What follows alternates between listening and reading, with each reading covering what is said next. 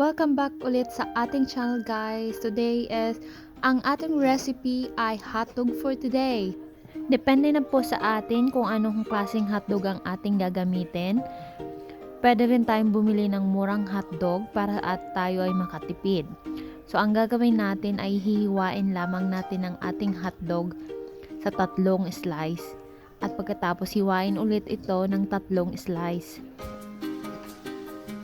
Isa lamang po ang aking pinakitang hotdog. Depende na po yun sa inyo kung ganong karaming gagawin yung hotdog na recipe sa ngayon. So, after nating mahiwa ito ang ating gagawin. Kumuha lang ng toothpick at pagkatapos gawin natin itong ganito. So, ayan. So, kailangan natin din ng breading mix. Chicken breading mix. At kailangan din natin ng flour.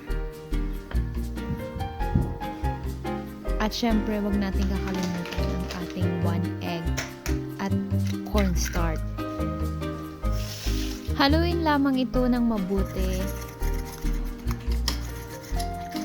So, habang hinahalo natin ito, at kung bago pa kayo sa aking channel, don't forget to subscribe and like this video and pa-share na rin po. Ang recipe na ito ay paniguradong magustuhan ng ating mga anak. So, kaya itry na natin ito sa ating bahay at i-improve ang ating hotdog gawing katakam-takam at masarap. Pwede rin po natin itong inegosyo kung gusto nyo inegosyo. Sa isang hotdog lamang ay makakabenta ka ng 15 pesos, pero depende yun sa hotdog na bibilhin nyo.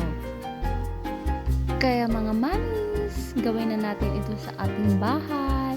After nating matuhog ang ating hotdog, ilagay na natin ito sa ating minix na breading mix, flour at cornstarch. At pagkatapos ilagay na natin ito sa ating breadcrumbs. And after that, pwede na natin siyang iprito. So, ayan. Baliktarin lang naman natin para maluto ang kabilang side. So, ayun na nga, luto na ito.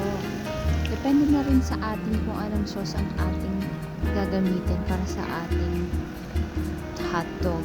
At after nyan, kailangan natin tanggalin yung ating toothpick para hindi naman siya makatusok pag kumain ng ating chikiting or pag ibebenta na natin.